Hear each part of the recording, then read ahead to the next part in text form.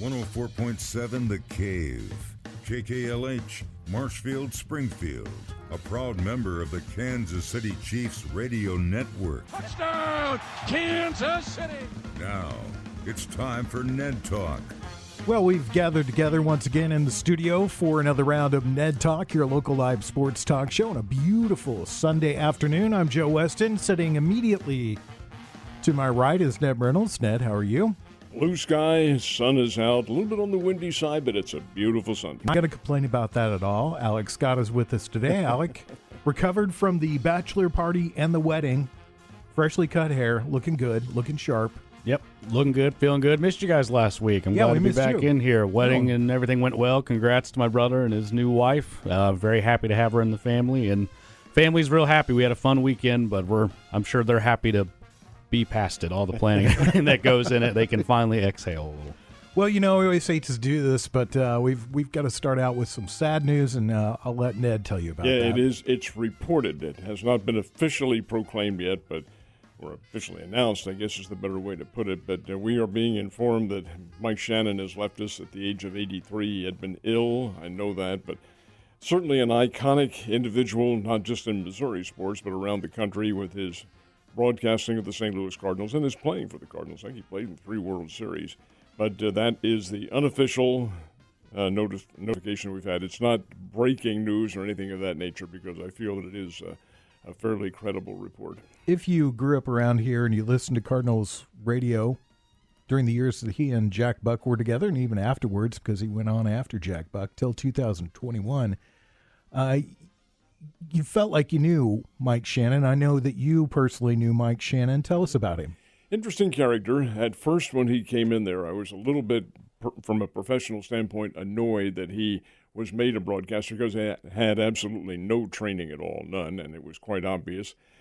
But that developed into something of a mantra for him, and he was able to parlay that into the audience. They liked the fact that he was a former Cardinal, played the game and played it well, had to leave the game, and I think it was 1969 or 70, somewhere around there, because of glomerulonephritis, which is a progressive kidney disease, but he was able to overcome that and lived a good life. His broadcasting, it did get better, but he was never what you would call a classic broadcaster as such. He was your quintessential color man who had the stories to tell and had all of the subtle nuances into baseball, and he had his own particular way of describing it. But a guy who really resonated well with especially the St. Louis sports fans because he was a CBC product and played football for them. Matter of fact, he was penciled in as being Missouri's starting quarterback back in the early 60s. But the fact is he decided baseball was going to be his career and was, and really kind of morphed into a personality. And that's what he was, a person, an individual who could identify very strongly with sports fans and who the Cardinals fans really worshipped in a lot of respects because he did bring an altogether different color into the game. Interesting person, very interesting person. Yeah, it's St. Louis through and through. Oh, there's no question about that, absolutely. Born in St. Louis, his father was a St. Louis police officer. He played for the hometown team for the Cardinals, spent his whole career there, and then went into broadcasting. And I've often told this story as a kid. I would, ride around at night on my bike or in the evening and the bike, and then almost every garage that was open you passed, you would hear Mike Shannon and Jack Buck's voice coming out of the garages. And there were some pretty lean years in the 70s when I was growing up and was a Cardinals fan. And you could hear the two of them who had obviously imbibed during the game. And it was just funny to listen to the two of them do a game together.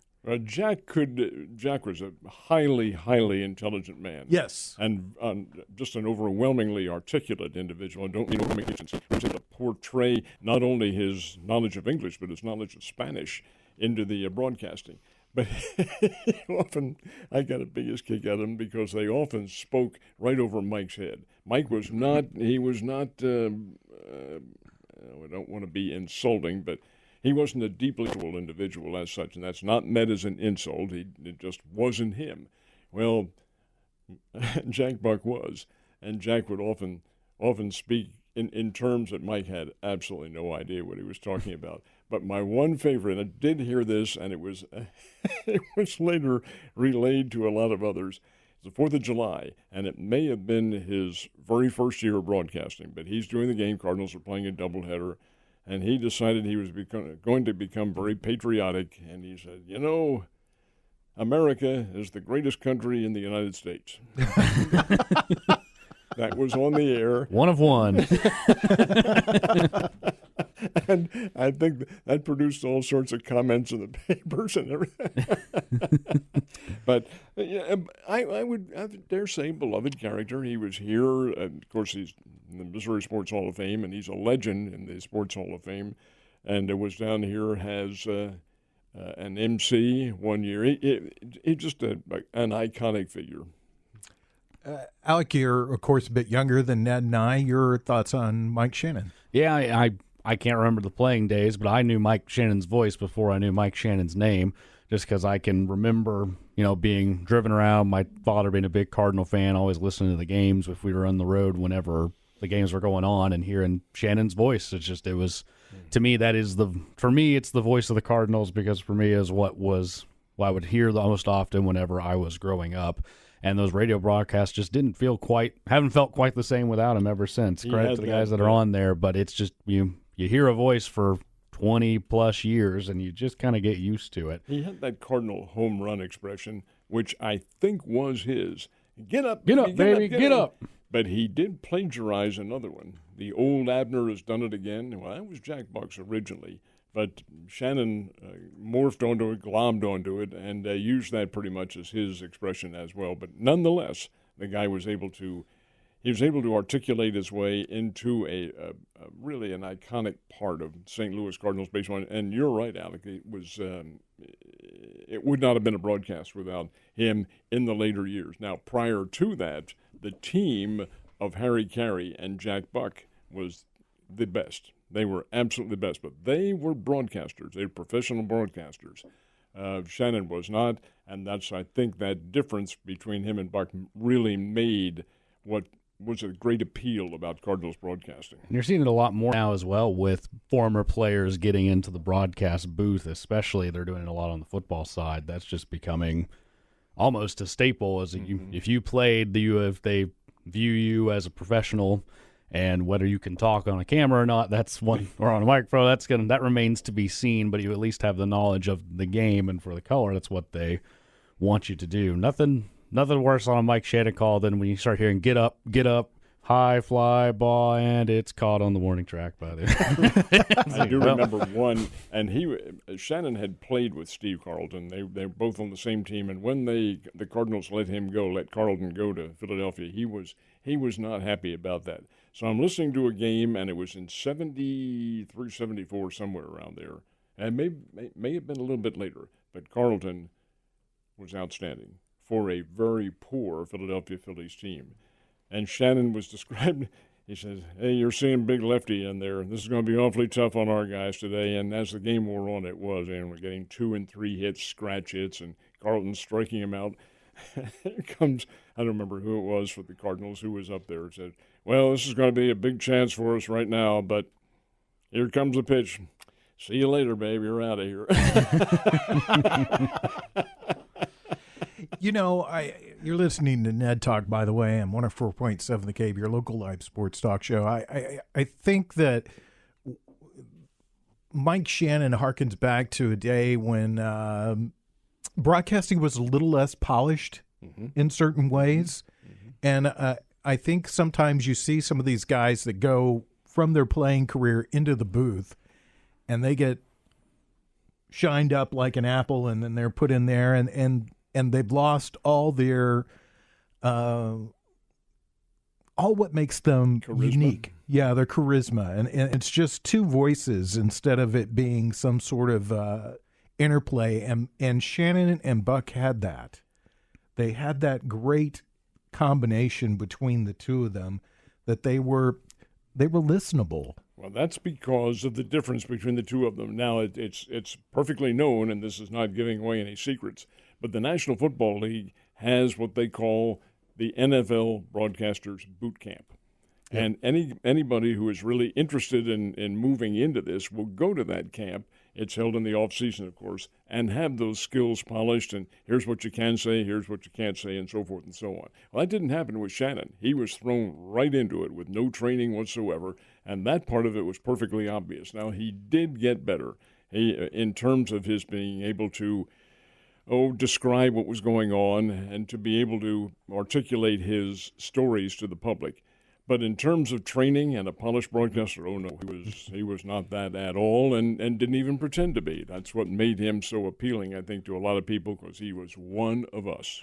And in baseball especially, of all the sports, you can have some real long spells without any action. And, having a guy who's up there who can be entertaining while talking about either a story from his playing days, a story from something he remembers in his time since he'd been broadcasting. They can fill that time when it's needed, and then genuine excitement when good things were happening. You could really tell when something big was going on. You could feel it through him, and the enthusiasm was just contagious. And actually, I think you're right too in saying that the Cardinals broadcast, and let's see, this is his second year out of there. In those 2 years, have not been. They're not bad. Yeah, but it's not quite. It doesn't quite feel. You get used to something after over 2 decades. Anyway, that's the sad story that we have to talk about today. And again, that's reported. It has not been completely confirmed yet. There's no media reports of that. Ned has a couple of sources that he relies on that have reported that Mike Shannon has passed away today at the age of 82. Is that right? I think 83. Legendary sports broadcaster. Tell you what we're going to do. We usually run this segment a little bit longer, but I'm going to cut it off right now. We'll come back and we'll give a little more time as I want to talk about the NFL draft, and then we'll do that next right here on Ned Talk.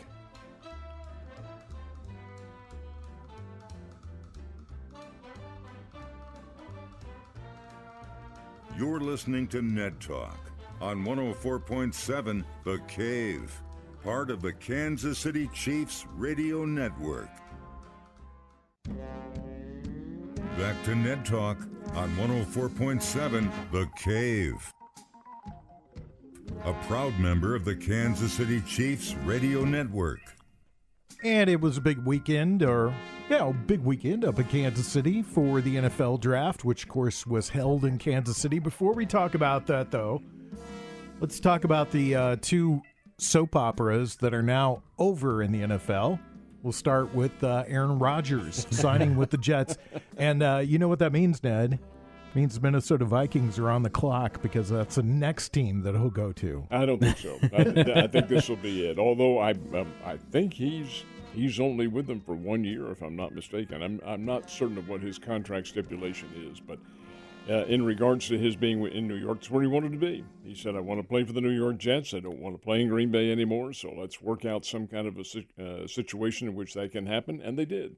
It was mostly trading draft picks, I should say, to get him into New York. But that's fine. Whatever works. I think he can be very instrumental in the Jets team. They're a good team. They're going to be a very good team. A lot of very young talent with no old head to guide them until now. And now they do have that veteran presence, and really you can't overlook something like that. It does make it a big difference in a team. And their games, well, of course, the Jets and the Giants always sell out MetLife Stadium. I don't think it's ever a problem. But they'll have big and rabid crowds there rooting for the Jets. If we were sitting here 15, 16 years ago, we would have been having the same conversation about Brett Favre, though. And we know how that worked out. Mm-hmm. Same thing. Yeah. It's just whatever goes around comes around, and it has again in this case too, because Favre was marketing himself around and going to different teams and all that. But in Rodgers' case, he still has a lot of viability left as a quarterback, and I think he can do some good things for the Jets. It's not like he's incapable of playing. He served the Green Bay Packers very well. He was their longest tenured player and has a glorious history with them, but he can still play, and I think he'll do a good job with them. Again, we could have just substituted the word Favre for Rodgers anywhere in that conversation 15 years ago. All right, your thoughts on it, Alec? I think you can definitely argue that the team that Rodgers is walking into is a lot better than the team that Favre walked into those 15 years ago. This is a very good roster. They're carrying the offensive and defensive rookie of the year out of the AFC from last year. Not only that, with a rookie running back who got hurt that could have been in the running for rookie of the year as well. A veteran presence will go a long way. I don't think this necessarily springboards them to the favorite in the AFC by any means, because there is a lot of really good talent in the AFC now. About probably as good as I've seen it in the past 15 years in terms of total depth out of the AFC. But, when you look at it, both, the Chiefs, the Bengals, and the Bills have made up 3 of the final 4 the past 2 years. Mm-hmm. And that's very likely that trend's not going to stop anytime soon. You're kind of competing for one last spot at the table. Aaron Rodgers gives you a really good chance at that if you're the Jets. And, for draft capital, and it was done in Green Bay. Not only did Rodgers say, I don't want to be in Green Bay said, we don't want you here either, so let's move on. And, I think all sides are happy that it's just in the past, and he gets to get a good length offseason to work with that team. They're going to be good. It's just going to be a matter of how long does it take for him to click with those new guys he's thrown to. Our other national soap opera that's ended is Lamar Jackson is back with the Baltimore Ravens. You, Mr. Reynolds, had predicted that was going to happen all along. Well, yes, because I think this was more of a ploy than anything else. He wanted receivers on that team, somebody to help him out, to take away the responsibility of running the football all the time. That's not going to get it when you're a QB in the National Football League. So he did. He got Odell Beckham Jr. There was a chance that he was going to get the kid Hopkins from the Arizona Cardinals. That did not turn out to be the case. At least it has not yet turned out to be the case. But the fact is that Lamar Jackson did get what he wanted. He has some help on the offensive line now. Baltimore Ravens could be, I'm not predicting they will be, they could be a major challenger in the AFC. But again, so much depends on the health of key individuals, and that's an unpredictable circumstance. Yeah, when you were talking about the teams and the talent in the AFC right now, Alec, it's hard to imagine that the Jets automatically catapult over the Dolphins, the Ravens, the Chiefs, the Buffalo Bills, the Cincinnati Bengals, that they catapult over all of those teams instantly. They're still probably 6th or 7th by getting Aaron Rodgers. And so that says something about the strength, the overall strength. Pat Riley looks great, by the way. It just goes to the overall strength of the AFC right now. Yeah, that we didn't even bring up Trevor Lawrence in Jacksonville, Justin Herbert in the Chargers, and maybe Sean Payton in Denver. The AFC you just keep going down that list. And only, at this point, only, what do we have? 7 of them can make it. So there's going to be a pretty good team that has one bad slump that probably will miss the cutoff. And, I don't see that being Kansas City. I don't see that being Cincinnati, Buffalo, that it's going to be a real treat to watch it all, because it's going to be a slugfest. And, the Jets had a lot of it locked down but quarterback. And, but like you said, in their division alone, they're competing against Buffalo and Miami. But he just got traded to quarterback hell.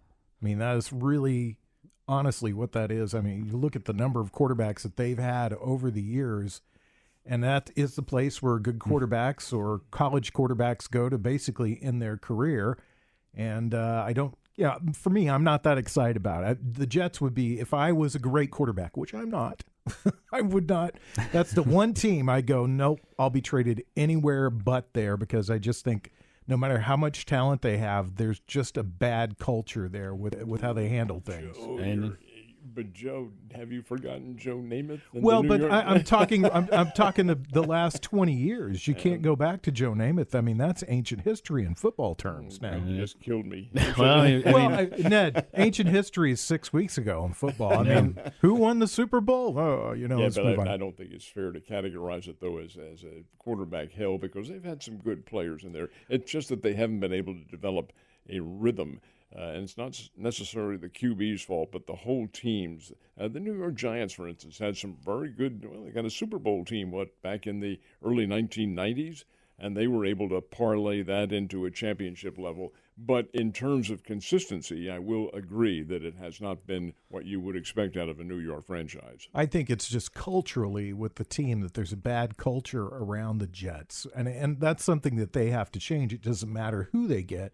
I mean, you get Joe Namath in his prime, and if the culture is not good around that program, then they're going to run Joe Willie out of town, just like they've done numerous other people. Let's stop talking about all that, because the big huge news story of the weekend is the NFL draft. And Ned, again, I'm going to give you props because you called this right from the beginning. Anytime that we've talked about the draft, you've said Chiefs are going to go for depth. That's exactly what they did. No question about it. They were very conservative in their approach. I'm glad they were. Most of the pundits seemed to think that they would be.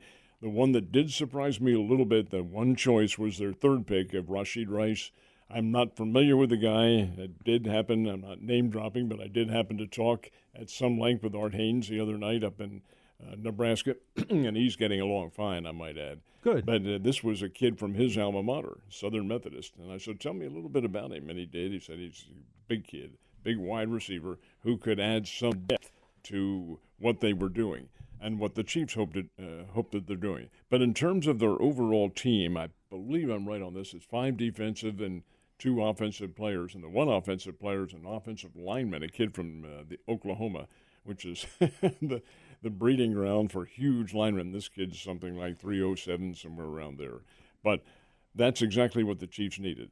Depth. They needed help on their individuals who can step in, not necessarily play right away, but add some kind of a background for the star players. That's the one thing that Chiefs fans have to remember. You've got a good team to begin with. You don't need to tinker with them too badly now. You need to leave some of these players right where they are and to continue developing into outstanding players. But since you have a draft and since you can help yourself with that, then be very judicious about how you're going to handle it. And that's what they were. All right, you guys need to help me with this. How do you say the first-round draft pick? Anadike Ozuma, I think is how he says it. Anadike Ozuma. Felix Anadike Ozuma. Mm-hmm. Okay, I like that. I would need to I like that I said it. That's what I like about it. His name is his name, but yeah. Anadike Ozuma. Impressive stuff. What I saw from him. They've got two guys that are now edge pass rushers, plus a defensive lineman that they added into the fold. So you could tell that that's where they really wanted to shore themselves up at. A little surprised about the wide receiver. I agree with you, Ned, but I don't think at this point, personally, my opinion is the Chiefs don't have enough offensively to be that scary with wide receivers at this point. Well, they do have a pretty good set of receivers. Make no mistake about that. You have Valdez-Scantling in there, who is still a veteran, and you have guys, and I do understand your point, too. Sky Moore has not proven himself yet. And the kid from New York, he is injured so often. You have to wonder about, number one, his commitment to football, and number two, his physical status. I still hearken back to when the Chiefs got the receiver from New York, the tweets that came in from the New York fans. Oh, you got him now. This guy's going to be sitting an awful lot with you guys because he always has hamstring problems and so forth and so on. This is Kadarius Toney, about whom we're talking. But maybe with the Chiefs he has a different incentive because this is a championship team that he's going to be on, and he did have some good moments with the Chiefs this year. Also had some in which he was on the bench. But the fact remains that I think they have a pretty good nucleus, and they have Patrick Mahomes. Of course, there's the ultimate key to any kind of puzzle you're going to have. Mahomes and Kelsey. I'm not sure how long Kelsey can go on. Mahomes can forever and ever because he's an outstanding player.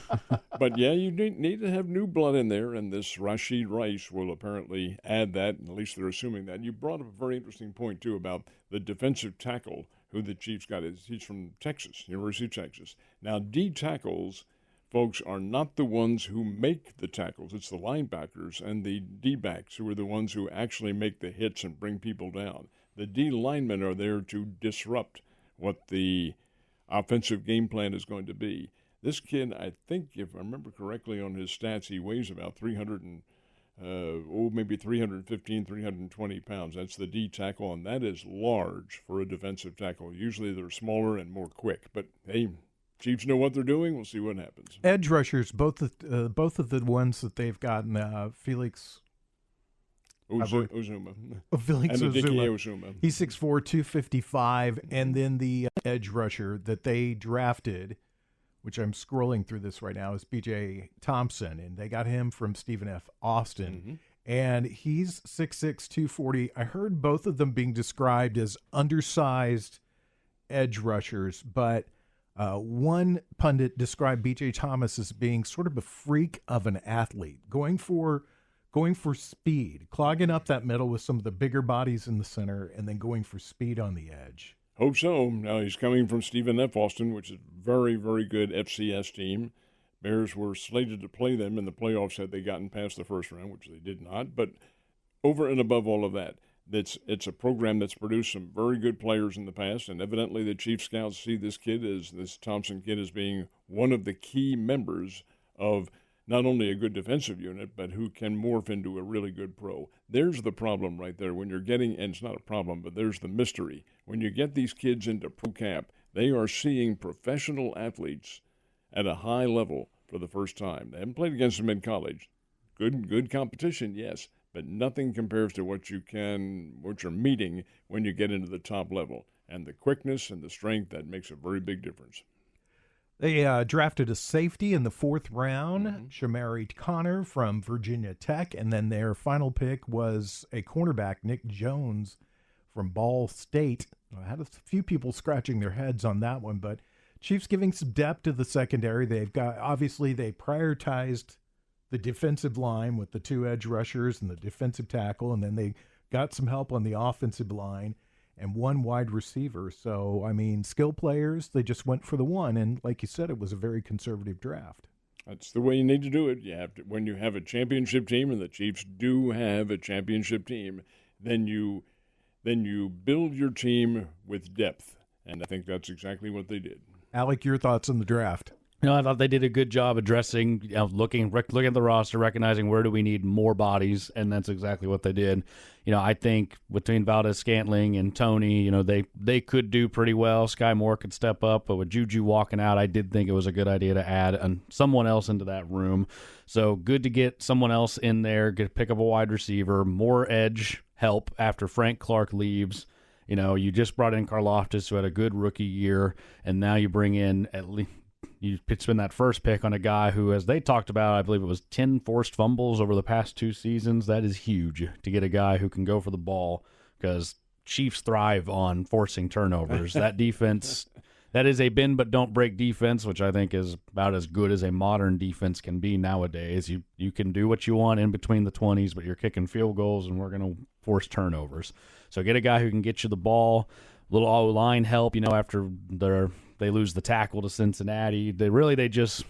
Great job by management. Far be it from me to judge the individual players, because in the end we really don't know until we see them get out there. But who's your favorite guy at what position? Pick them up and plug them in, and now just add more, reload a little bit with what you lost in free agency, and get those guys worked in. It should be good for them. I want to mention, too, the Chiefs also picked up Richie James in the offseason. He's another Giants castaway that they've taken. And we sit here and watch one of the hype reels about him one day, and as Ned said, it's a hype reel for a reason, because they're not showing the bad plays. They're only showing the good ones. But some diversity there. We've spent all last Sunday talking about gambling. Is there any bigger gamble in sports than the NFL draft? Major League Baseball draft. Yeah. When you're bringing in players and that's how you're stocking your teams from a totally different aspect on things. Sure, it's going to be a gamble every time. Now, it's a calculated gamble because you've seen these kids play the sport, and you're judging the level of competition, knowing fully well that it's going to be a whole lot better where they're going. Can they adjust? Oh, there's the intangible. You do not know that. You can assume that, for instance, Alex Scott is going to come in here and be a top-notch player when he's been a star in college, high school, college. Can he make it as a pro? Probably not. Looks like he has the heart that he can. It looks like he's got the speed that he can. but does he have the will and the determination? And that you don't know. So, yeah, from that aspect of things, Joe, it is a gamble. It's kind of interesting. I'm looking at the Chiefs' depth chart right now, and it was kind of amazing to me to see how ESPN has got them slotted into spots already in the second string for most of these guys that got drafted. And something that slipped right by me, and Ned, shame on me, you can tell me this, Blaine Gabbert? Oh, yeah. Yeah, within the past couple weeks they put. Wow. I signed as a free agent. Now, again, he's signed as a free agent. That doesn't mean he's made the team. Yeah. He's going to go into the competition. You have to assume, since he's an NFL veteran of 12 years, I think, and you have to also assume that since he's a Missouri Tiger, a hometown guy, that he'll probably stick with it. I'm just hoping they stay with Shane Buechele, because I really feel like that guy's got an awful lot of talent. Now, they do have a fourth QB in there, and I think he's from South Dakota State, if I'm not mistaken. But that's beside the point. He's probably going to be the expendable commodity there. But, oh, no, Gabbert will be the new Henne, and the new Chad Henne. You're exactly right. South Dakota State. You never cease to amaze me, Ned. When we come back, we'll talk about the rest of the draft. It's Ned Talk on 104.7 The Cave.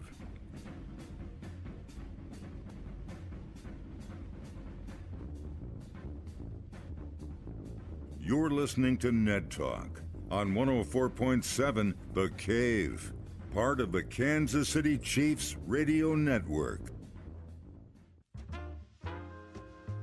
Back to Ned Talk on 104.7 The Cave.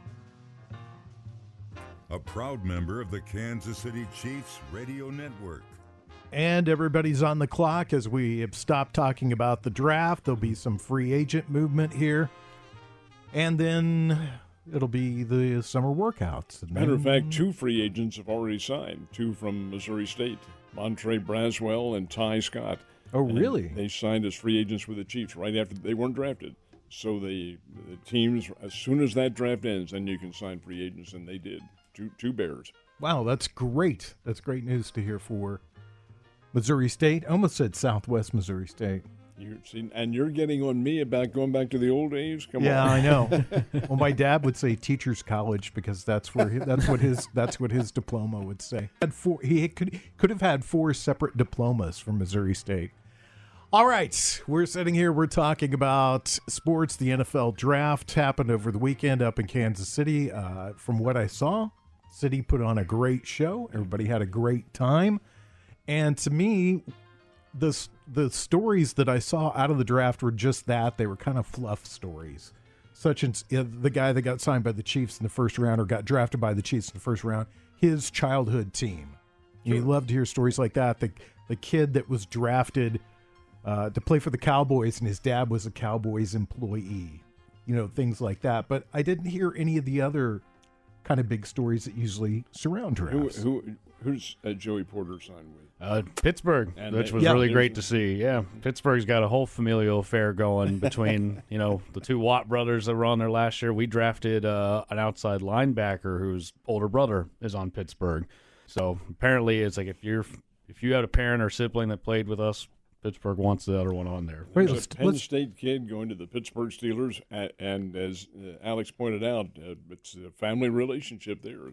Dad and hey, that's what it's all about. And along those same lines, in the first round of the draft, Mrs. Kelsey got up there. Or was it the second? It was night one. She helped with she announced Philadelphia's pick, the second of Philadelphia's picks. I thought that was so great here. She has sons who play for Super Bowl opposing teams.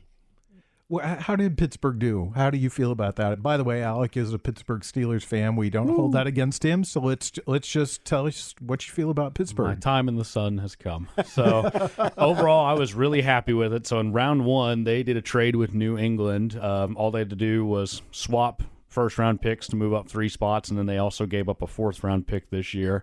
Big thing, though, they leapfrogged the Jets, and the Jets wanted to add offensive line to help protect Aaron Rodgers, and Pittsburgh needed a tackle as well. So they got Broderick Jones out of Georgia, moved up a few spots to get him, and then last year they traded away wide receiver Chase Claypool to Chicago for a 2nd-round pick, and then Chicago didn't win another game, so that turned into the first pick in the 2nd round, which was great for them. With that, they used on Joey Porter Jr. Just awesome to see. You've seen the pictures of Joey Porter post Super Bowl win, holding his son in the celebration. Now that guy's coming to Pittsburgh. That's exciting. And then after that, we went and added another edge rusher out of Wisconsin. The last one of those that we did worked out pretty well in T.J. Watt. So hopefully this guy's got a little more of his well. And, address some needs. Pittsburgh's definitely not in the position that Kansas City is in. They had more holes to fill, and I thought they did a really good job going out and addressing the big ones and then adding a little depth wherever it was necessary going down the list. Ned, I know we've talked about this in the past, that you're not a huge fan of the draft, but I mean, any other takeaways other than Kansas City? Philadelphia. Really? Philadelphia is generally considered to have had the best draft. They're given an A+, and they would have, unbiased, they would have gotten that from me too, because they went for needs again. Here's a championship-level team, needed help on defense. Well, who has the number one defensive? All college football teams, the national champion Georgia Bulldogs, and they get 3 players in there. 3 of them. And this is Jalen Carter, Nolan Smith. I've forgotten who the third one is now, but over and above that, one of the writers said, why don't you just send the scouts down there and have them live in Athens, Georgia for the whole season so you can get all your players from down there. It's Georgia North is what it is. They're very good. I really feel like they have the best draft. Can those drafted players help them right away? That remains to be seen. But above that, Philadelphia is still a fine team. Fine team. They play the Chiefs this year in the season. I was thinking the other day that's a perfect opening game, in my opinion, a perfect opening game for Thursday night for the NFL to really showcase the league and all that. But I was told by some buddies of mine up in Kansas City that's not likely to happen because the networks want to have that matchup a little bit later on in the season. Well, we'll see. It seems a little too easy. Just like, well, why not Super Bowl rematch it right off the bat? But Philly adding those 3 Georgia guys, that's on top of getting Jordan Davis and Nakobe Dean off of Georgia's defense a year ago. So just the Philadelphia Bulldogs, the Georgia Eagles. Apparently they've become the AAA affiliate, and it's just pipelining right into Philly. Interesting that you had mentioned that too, because when I was in college back there, Philadelphia also had, along with the Eagles, they also had a team in some kind of an independent league, and I've forgotten what the league was called, but that team was called the Philadelphia Bulldogs. Well, there's another one in town now, because that's where that pipeline, and how can you blame them? That's a defense for 2 years in a row coming out of Georgia that's had 20-plus NFL talent guys running through it, so why not take them? One of the biggest quarterback stories was the draft that the Rams made, getting Stetson Bennett from a gamble. That's a gamble. He is another Georgia kid, and of course a national championship quarterback, but it's a gamble considering his social misbehavior of a few months later when he was arrested, and I don't know what in the world he was doing, wandering around, knocking on doors in the middle of the night, and obviously inebriated. That doesn't really lend itself real well to any kind of pro career, but Bennett's a good quarterback. I wouldn't call him great, but he's certainly pretty good and certainly an individual who was able to work well within what Georgia had in their offensive scheme of things. I would have taken Bryce Young as my first one too, like Carolina did. Matthew Stafford has to be wondering right now about himself, and there's been some talk in the offseason. Maybe Matthew Stafford's done, that he's won his Super Bowl, he's moving on, but is this kind of an heir apparent training situation here? Sure, that's going to happen. Pro football, considering the level of existence as a pro football player, you're going to run into that. You do have to have a constant training going on, but I wouldn't consider Stafford washed up yet. He quarterbacked a team last year that was really compromised badly by injuries, so I think that's an unfair judgment. And him himself compromised by injuries, and not only injury, but neck. And, when you get an injury to the neck like that, I can't imagine anybody not at least contemplating, do I need to hang it up at this point? Because, it's one thing, as bad as it is to completely shatter your knee, it's another thing entirely to flirt with Joe, any kind of serious neck injury. Anything about baseball today? Yeah, we'll get to that. We don't need to. There's nothing going on in baseball. Okay, we'll talk about baseball. I do want to mention this, though. The best, we talk about this a lot, the best marketed sports out there is the National Football League, and the draft is over, and May 11th, it seems to be the date that they'll release the schedule, so there'll be a lot of talk between here and May 11th and a lot of talk afderwards about that schedule. It doesn't seem to be the best marketed league. It is the best marketed league. And they have things. You look at what they do. They have this draft now, and then, okay, you can wait maybe a few days, and then we'll have the schedule coming out. They'll make a big deal about that. Then you'll have the spring camps going on and everything that's going on there. Then you'll take another few weeks off, maybe have a few free agency signings. Then you get to the fall camps. They do it. It's the greatest marketing scheme in all of pro sports, and it works beautifully. All right, we're going to end this conversation right here. We'll come back and give a few minutes to baseball. It's Ned Talk on 104.7 The Cave.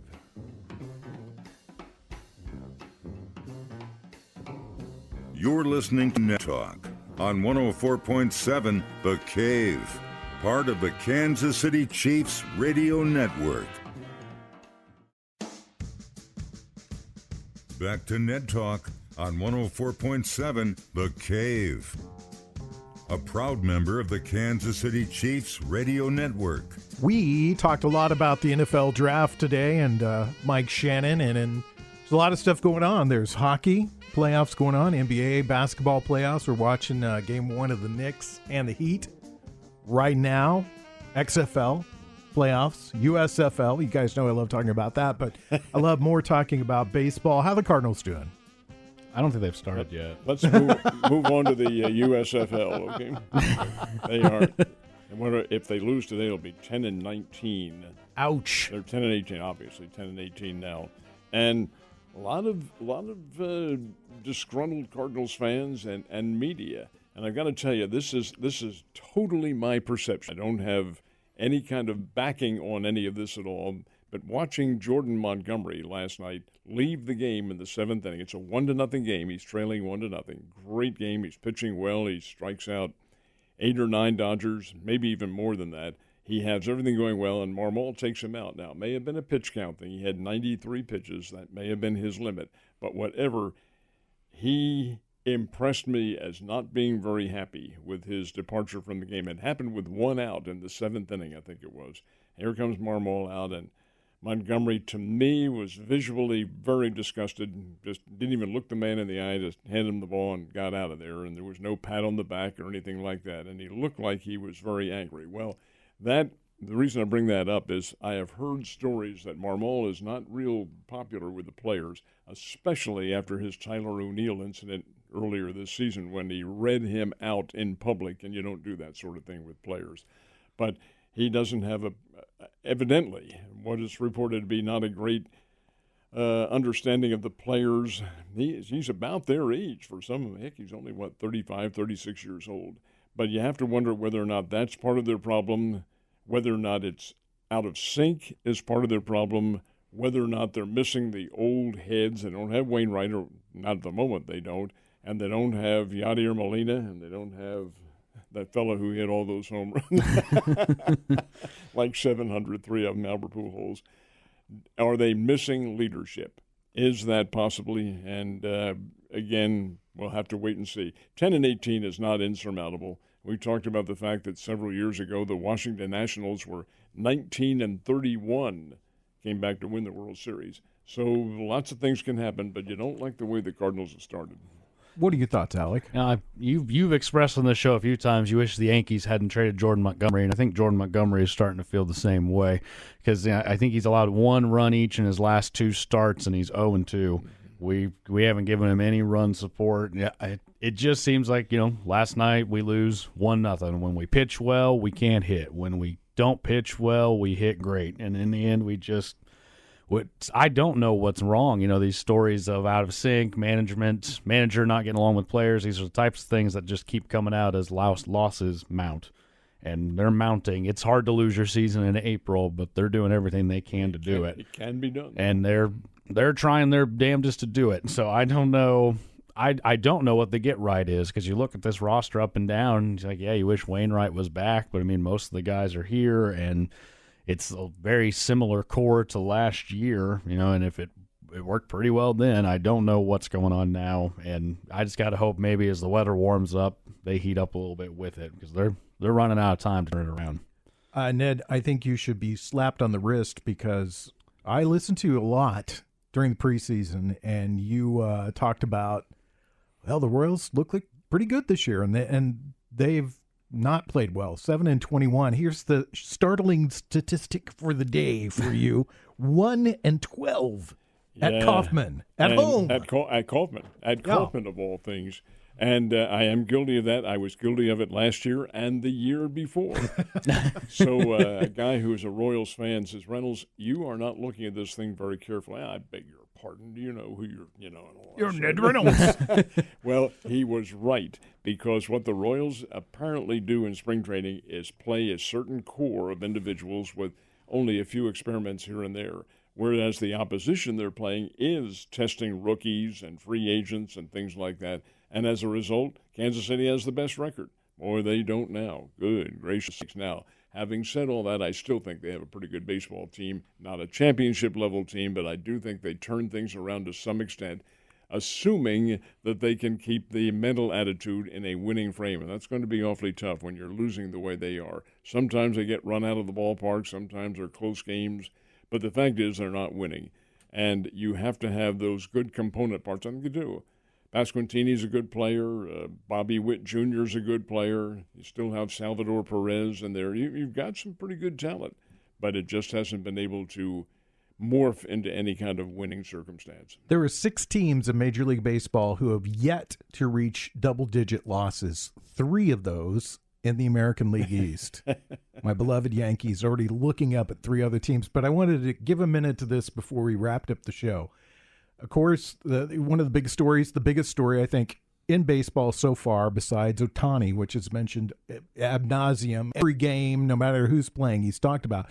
Tampa Bay Rays off to a lightning start, 23-5. But the other team that's playing extremely well right now is Pittsburgh Pirates, 20-8. Who could have thought? I mean, and this is the type of thing that a team like that, they need that at the beginning, because you're told maybe you're in the midst of a rebuilding project. You get off to a start like this, and all of a sudden you're feeling pretty good about yourself. Now look at what they have now. Young talent, but then they have the old head. Andrew McCutchen in there, who's a former Pirate, back with the team. He can help galvanize that team in the clubhouse and get them into a winning frame.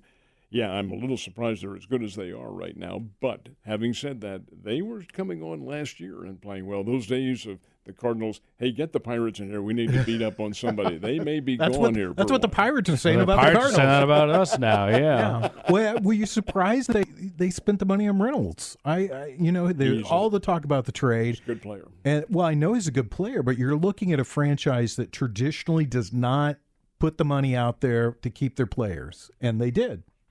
And it's refreshing. But they feel like they've got the money to be able to do it. It's not like they're poor. They're not poverty-stricken. No, but they don't spend the money. They just don't do it. Haven't in the past, but they did this time. None of these teams, owners or organizations, are poverty-stricken. There's some of them that just do not choose to spend money. Mm-hmm. And the Pirates have traditionally been one of those teams. This year, I was surprised. They upped Reynolds at I think it's 8 years, $109 million. It's a huge contract. It's a huge contract for them. So that's nice to see. I think that's good overall for the health of baseball to see a team like them spending money. Now the question is this: do the Cardinals, who thrive on their fan base, do they do that? Do they spend the money to get some new players? Do they trade? Do they make a trade? They've got a glut of outfielders. The New York Yankees need outfielders. Do they make another trade with the Yanks? The Chicago White Sox are off to one of the worst starts in their history. I think they're 7-20 or 7-21, somewhere around there. Do they hold a fire sale? Do they get rid of Lucas Giolito, for instance, is on that ball club? He's a pretty doggone good pitcher. Cardinals could use him. There's a lot that's going to go on here in the next couple of weeks. Interesting, too. Oakland off to the worst start at 5-23. And do you see them having a fire sale? Do you see them getting rid of some of the players that they have on their roster? Do you see anybody wanting? That's just it. Does anybody want them? On that roster? They just sold at the trade deadline last year. I don't know if they've added anybody that you would want to go buy. There's a reason. What are they, 5-23? Yes. There's a reason why they're 5-23. Yeah, they play in a toilet. That's the reason. Well, what are you going to watch on TV this afternoon, Ned? A little bit later on, I think I watched the Cards-Dodgers play, but then I got mowing to do. Oh, look, Martha Stewart's at the game. Chris Rock's there. Chris Rock's there, yeah. Not slapping anybody yet. Dwayne Wade's there. His wife, Gabrielle Union. I think they're married. Are they married? Mm-hmm.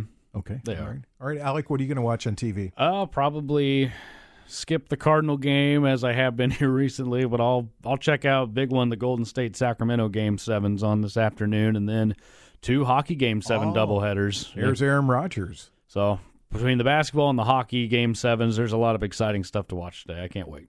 Alec, all I've got to say to you is don't be a fair weather Cardinal fan. Stick with them. I'm with them. I'm Stick just tracking from my phone what the score is. All right. I go home trying to find a Yankee game on TV. Anyway, thanks, Ned. Thanks, Alec. We'll see you guys next Sunday right here, 12 o'clock for Ned Talk. I want to say thanks to Brian Tyndall, Mike the Intern, Nick Fury, and Corbin Campbell. If you want to listen to us as a podcast, you can do so on our Cave app. Download us at 1047thecave.com or search for us, Ned Talk Podcast.